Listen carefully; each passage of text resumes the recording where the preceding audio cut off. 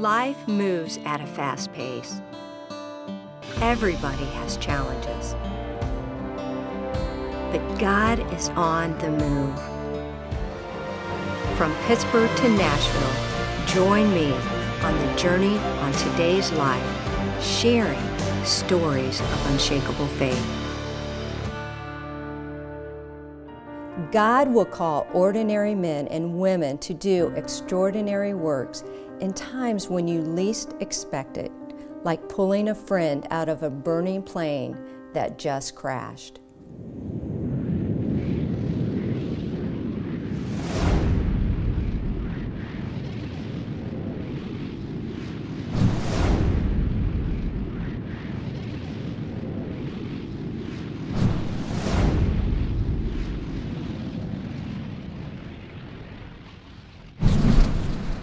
It was a beautiful Sunday afternoon, a perfect day for a flight. Marty Williams, a church-going man who rarely missed Sunday worship, decided to skip church that day to clear trees from his recently purchased property.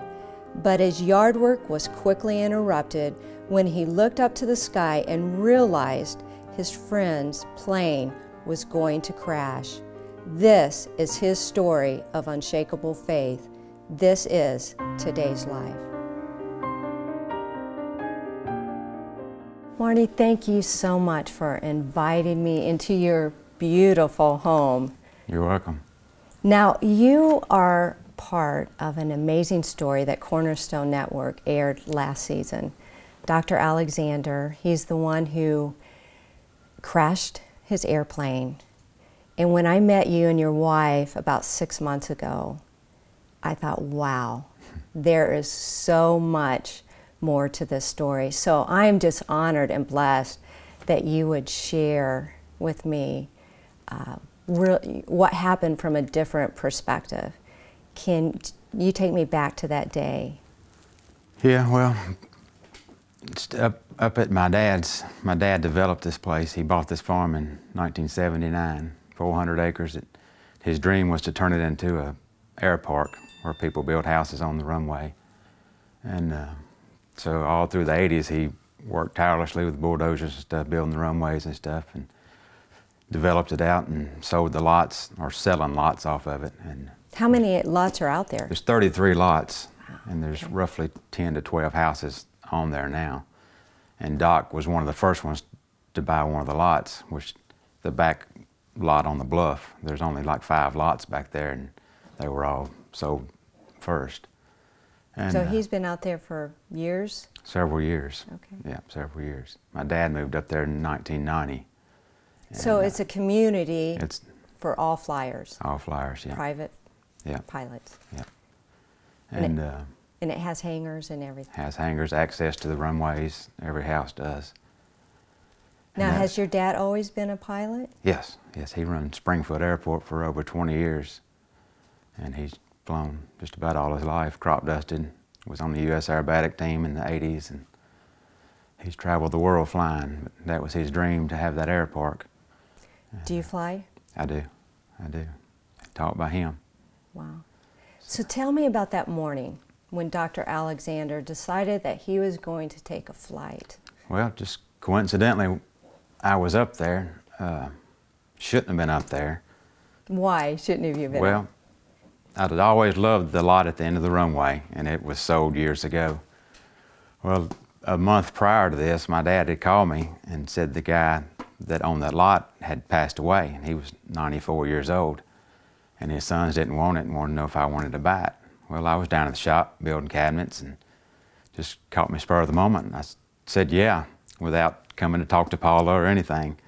And so I come up here and told her, I said, we just bought a lot at the farm. And she was like, okay. Well, we really never questioned it. So the Friday before Doc's wreck, we closed on the lot. And so she left Saturday to go to Chicago on a mission trip. And so I thought, well, I'm going to skip church Sunday to go up there and start cleaning up on the lot. Did she know you were going to skip church that Sunday? Probably not. I don't know if she did or not. But anyway, I was cleaning on the lot, and I heard Doc's airplane start up, which his hangar is right next door to our lot. So I just walked up to the end of the runway to watch him take off.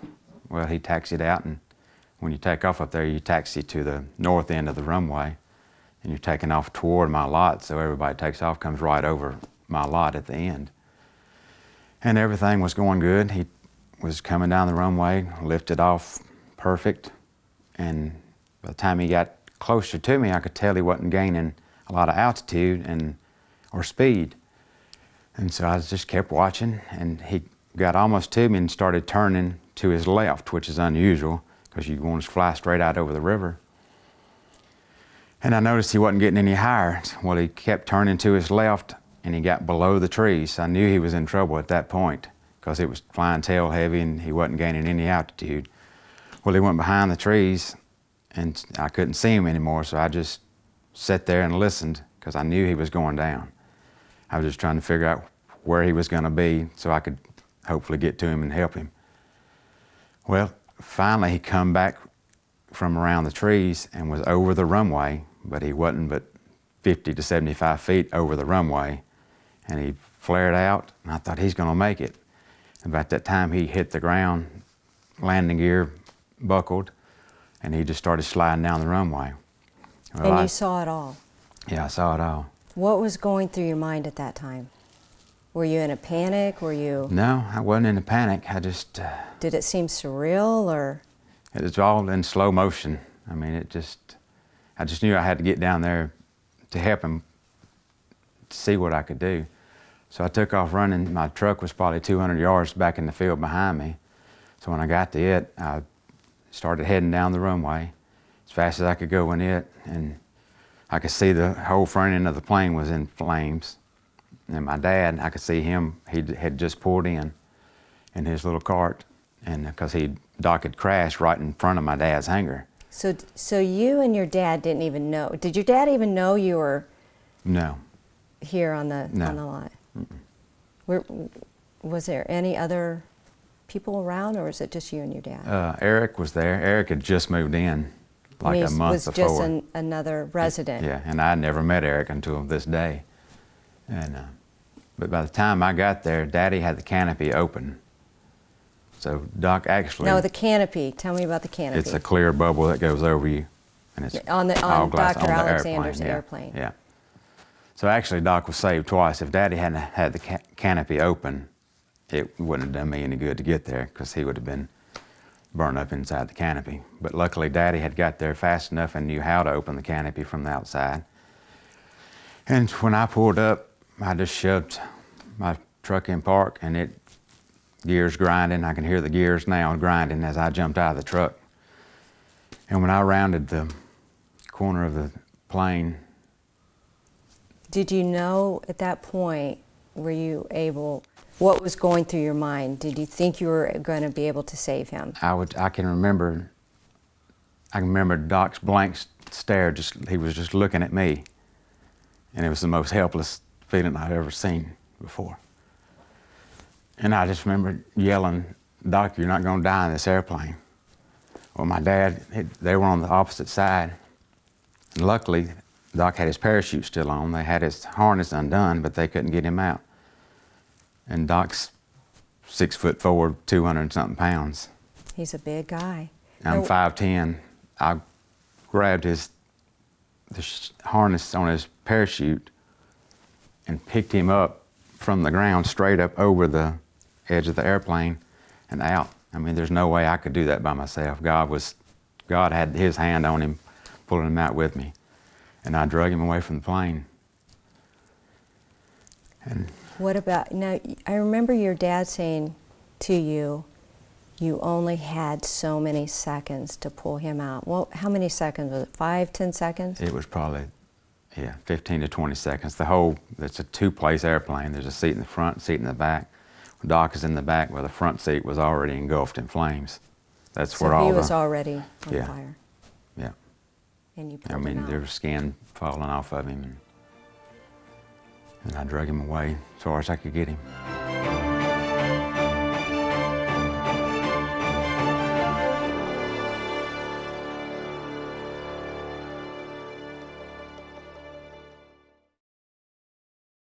Marty, you are a great man of faith.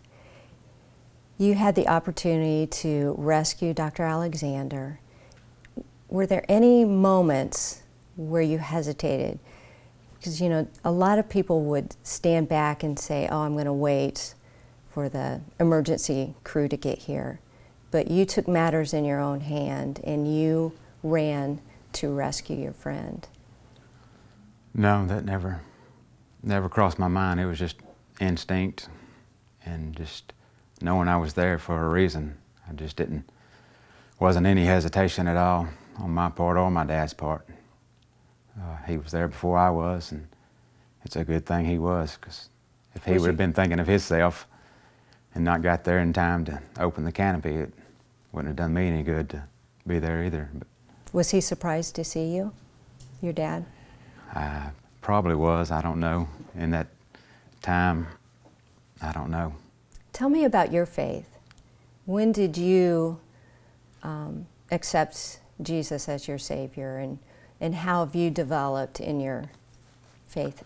Well, I was raised Methodist up until I was a teenager, and I was baptized in the Methodist church when I was a young kid. But then, as time went on, I married my wife, which she was a Baptist. Well, I became a Baptist and was baptized in the Baptist church. And but then when I was 30, I thought I'd been saved, but we'd gone to a revival at our church now in Clarksville, and the man was preaching, and he was actually preaching to the youth that night. But it hit me that night that I hadn't been saved, and that night I was 30 years old, and it hit me, and I was climbing over people to get out of the pew to go down front. And at that point I knew then I was saved, and it's been good ever since. God is using you in a mighty way. You know, the day of the accident, what was it like when the emergency crew came? Well, when I got him out, there's a nurse that lives on the farm too, Cindy. She was there within 5 minutes. So Doc had his head gashed open where he'd hit it on the front of the plane. She was wiping him down, and we got a sheet holding it over him to keep the sun off of him because it was warm and he was burnt. And they called Life Flight, and I remember seeing Life Flight come over and land. Did it take a long time? Probably did, because you're It so seemed far. like it, but looking back, it probably didn't. I don't know the time frame, but it seemed like an eternity sitting there waiting on him to get there to help him. But how was Dr. Alexander at that moment? at that point, I mean, he was talking.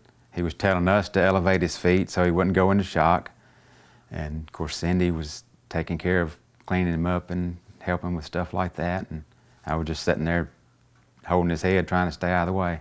Did he know that he was on fire or he was burned?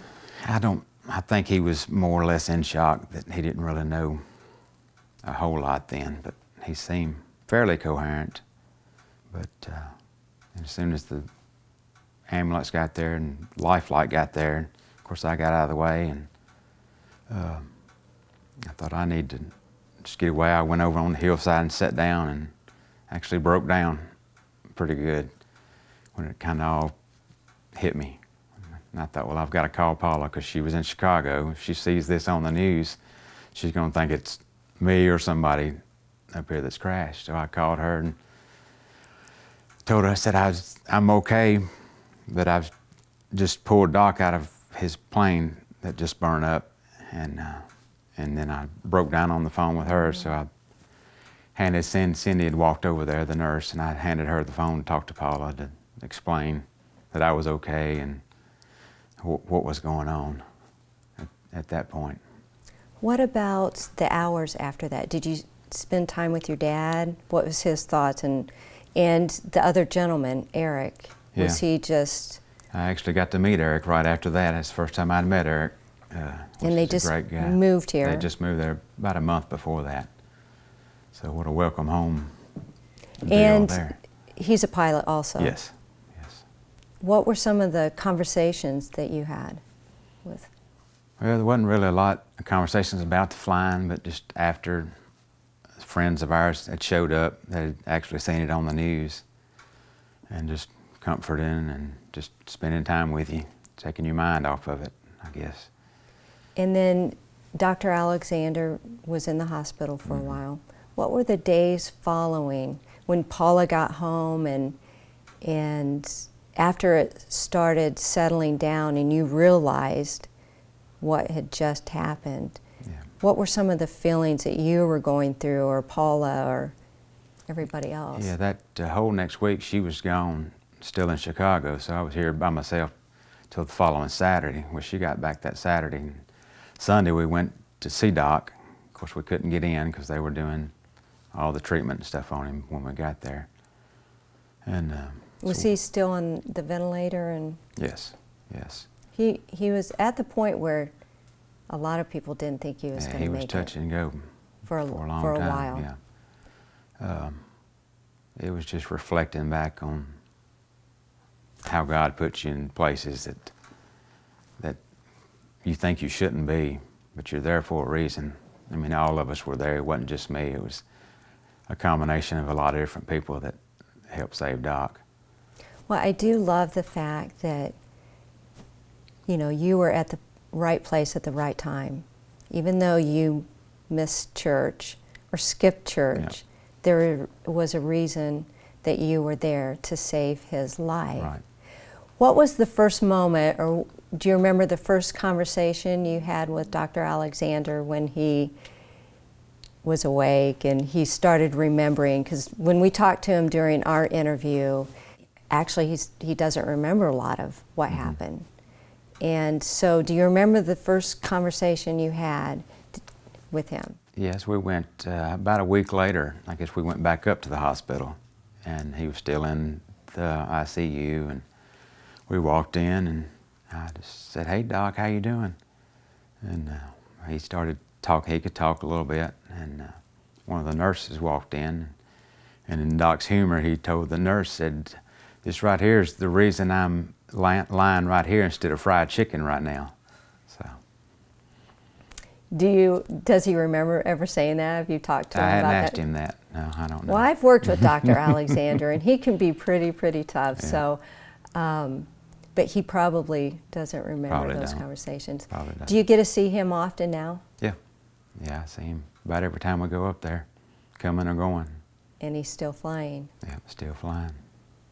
Now, are you up flying too? I am. It actually took me a little while to get back to flying after that, and probably for that reason, but I was Still doing it. back flying, yeah.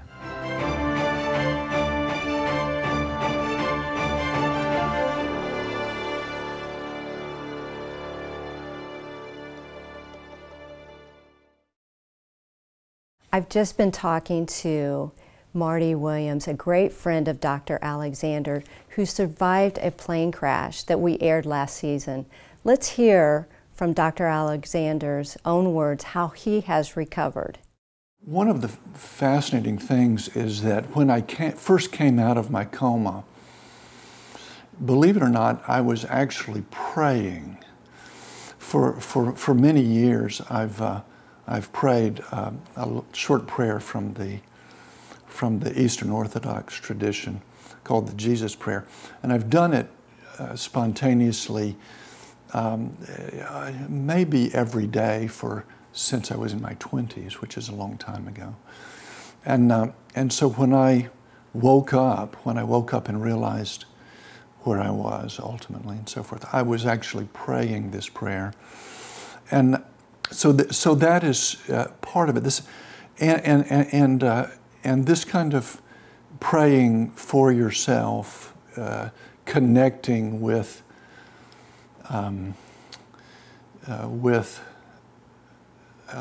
your Savior is reassuring, and you really need a lot of reassurance in a situation like this.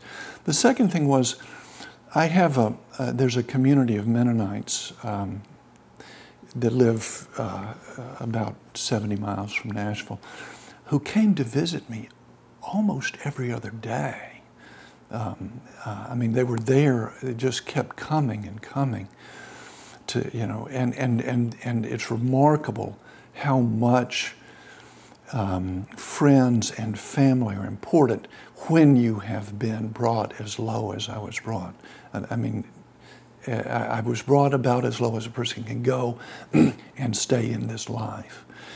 And what I knew was that this group of dedicated, committed Christians were praying for me, and came to find out that literally 1,000 or 2,000 people across the country had knew me and had heard about it, or knew people. I think you had more people praying for you too that you probably didn't even know. Probably so, but I mean, literally, maybe a couple of thousand people praying one prayer for my recovery, and I believe that is part of how I recovered. Now, when I've looked over the data and I've reviewed the data, because my friends told me something, and it turns out that it wasn't embellished. The algorithm for my survival at age 62, and with a 53% burn and pulmonary injury and a broken back in 3 places, my chance of survival was 12%. And so to be able to come back and be able to come all the way back was a surprise to the staff at the burn unit. First time I went back for a checkup 1 week into my rehab, just in the rehab hospital again, the whole burn unit came to my rehab session to see what they had been a part of. It seemed to me they were astonished, the ones who pulled me out of the helicopter. Marty, I love the fact that a community of friends just came together in faith and pulled a friend out of trouble. Can you share one of your songs with us? Sure. In God's time, 1,000,000 years might only be a single day. Everything he does gets done in his own way. In God's time, in God's time, you'll find that certain someone you've been praying for. There'll be everything you dreamed of and a little more in God's time. Oh, but no one knows, not you or me. It might be tomorrow, it might not ever be. But don't lose faith. Just put it in his hands. It might be he might have a bigger plan than you had in mind. Miracles happen in God's time.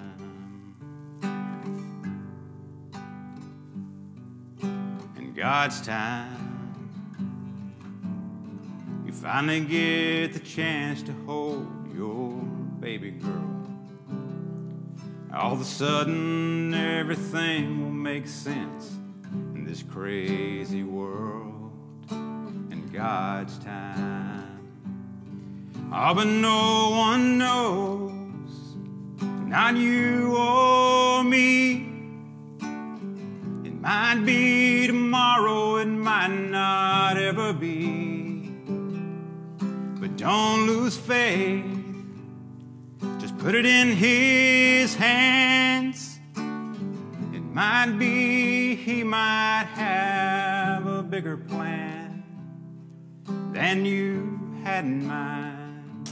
Miracles happen in God's time.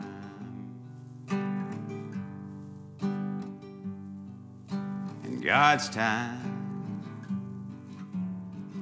go to sleep, wake up with wings, learn learn to fly. Finally meet our loved ones on the other side in God's time. In God's time.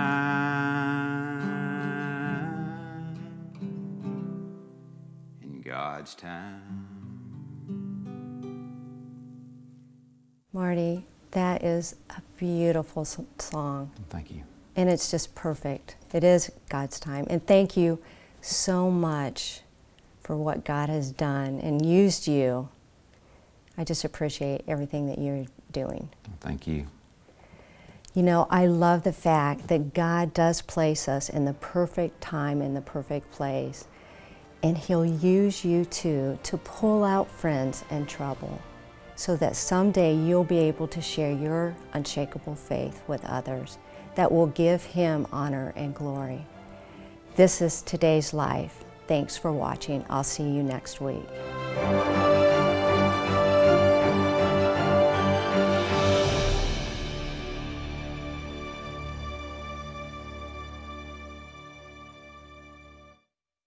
Cornerstone Television wishes to thank all our faithful viewers whose consistent prayers and financial support have made this program possible.